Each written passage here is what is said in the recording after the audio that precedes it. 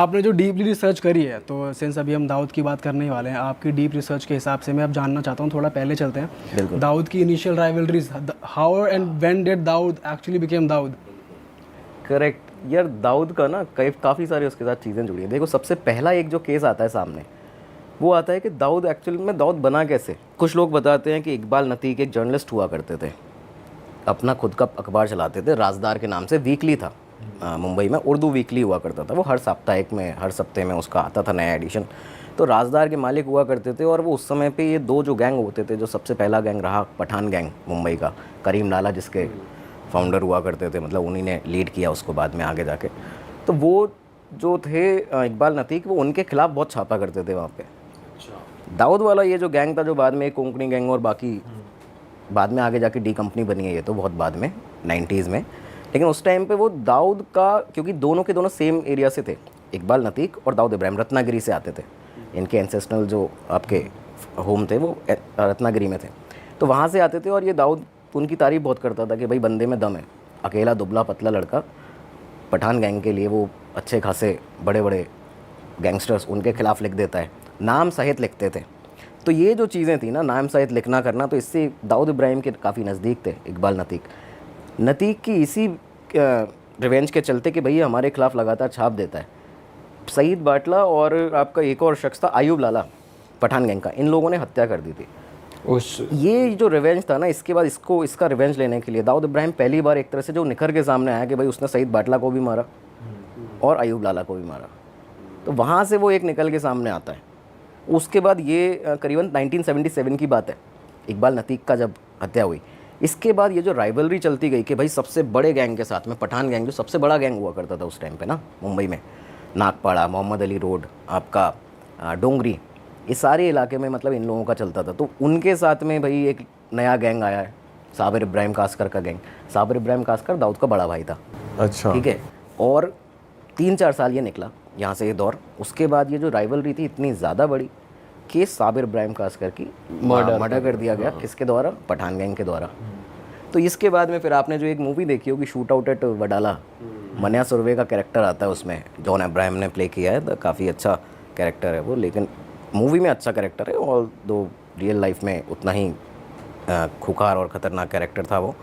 तो वो चीज़ें जो हैं फिर बाद में आगे निकलती हैं। लेकिन दाऊद का राइज़ जो एक तरह से एंट्री जो थी वो इकबाल नतीक के मर्डर से ही सामने आती है। मतलब काफ़ी लोग अलग अलग चीज़ें कहते हैं कि साबिर के मौत के बाद में दाऊद का उदय हुआ, मतलब दाऊद एकदम सबसे खतरनाक हो गया बड़े भाई की मौत के बाद। लेकिन उस टाइम से उसका स्टार्ट, और उस टाइम पे वो बिल्कुल अकेले थे, खुद से क्या सारा कुछ? नहीं नहीं नहीं, उस टाइम पे फॉर्म हो गया था, फॉर्म हो गया था। फॉर्म गैंग नहीं हुआ था, फॉर्म एक्चुअली इस तरह से था कि दाऊद को ना काफ़ी सारे लोग मिलते गए। ये कहते हैं ना कि यार इतने गैंगस्टर्स रहे, इतने मुंबई अंडरवर्ल्ड में लोग रहे, मतलब यहाँ से भी नहीं, आपके ये तो 70s की बात हो गई, 50s से लेके 60s में, 70 80s में इतने गैंग, इतने लोग रहे, और दाऊद से बहुत बड़े बड़े भी रहे। वाशु दादा करके एक पहलवान हुआ करते थे, दाऊद का खुद का जो गुरु था खालिद पहलवान, वो हुआ करते थे। तो ये सब हाजी मस्तान, करीम लाला रहे। लेकिन दाऊद ही इतना बड़ा क्यों बन गया? और प्लस दाऊद यहाँ से आज भी बड़ा बना हुआ है उस तरीके से कि भाई भाग गया, ISI के प्रोटेक्शन में पाकिस्तान में रह रहा है, और वहाँ पे 93 ब्लास्ट में उसका नाम आया, कितने चीज़ों में नाम। इनफैक्ट अभी 2013 में जो IPL स्पॉट फिक्सिंग केस हुआ था, ऐश रिसंत, उसमें उनको आरोप लगे थे उन पर स्पॉट फिक्सिंग के, उस केस के अंदर दाऊद इब्राहिम का नाम सामने आया था कि मतलब ये तो पूरा पाकिस्तान, कराची अंडरवर्ल्ड जो अब चल रहा है नया, पहले मुंबई अंडरवर्ल्ड था, अभी वो कराची अंडरवर्ल्ड वहाँ पे चला रहे हैं, वो चीज़ें चल रही हैं। तो उसमें नाम सामने आया। दाऊद का हर जगह नाम जो ऐड होता गया, मुझे लगता है पर्सनली, ये मुझे लगता है कि दाऊद को ना सही टाइम पे ऐसे लोग मिलते गए जो उसको बढ़ाते गए आगे।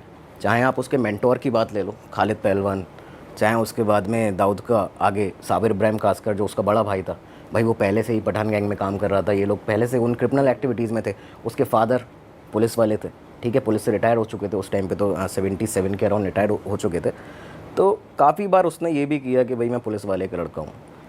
मुझे याद आता है एक किस्सा था कि मतलब रणबीर लिखा नाम के एक स्टेशन इंचार्ज हुआ करते डोंगरी पुलिस स्टेशन के 1976-77 में। तो उन्होंने ना वो बड़े परेशान थे। तो ये इकबाल नतीक जिनका बारे में अभी हमने बात की, तो ये गए उनके दफ्तर में कि साहब आप परेशान इतना काय को कैसे बैठे हो, क्या हो गया है? तो उन्होंने कहा यार ये पठानों ने दिमाग ख़राब कर रखा है इतना ज़्यादा, मुंबई अंडरवर्ल्ड बढ़ता जा रहा है और ये क्या ही कर रहे हैं इसमें, किसी को भी मारते थे उस टाइम पे, पठान गैंग ऐसा हो गया था। तो इकबाल नतीक, मैंने बताया कि दोस्त हुआ करते थे दाऊद इब्राहिम के, वो भी इनको मानता था, ये भी मानते थे। तो इकबाल नतीक ने कहा कि सर आपने शोले देखी है? कहते हैं लोहा लोहे को काटता है। वो वाला जो डायलॉग था उसका, ठाकुर बलदेव सिंह वाला, तो वो कहता है पुलिस ऑफिसर को कि जय और वीरू को बुला लो, ये तो डाकुओं को वही निपटाएंगे। अलग अलग किस्से हैं कि वो बताते हैं कि शोले से दाऊद इब्राहिम का जन्म हुआ, कोई कहता है इकबाल नतीक को मारा पठान गैंग ने तो दाऊद इब्राहिम बना।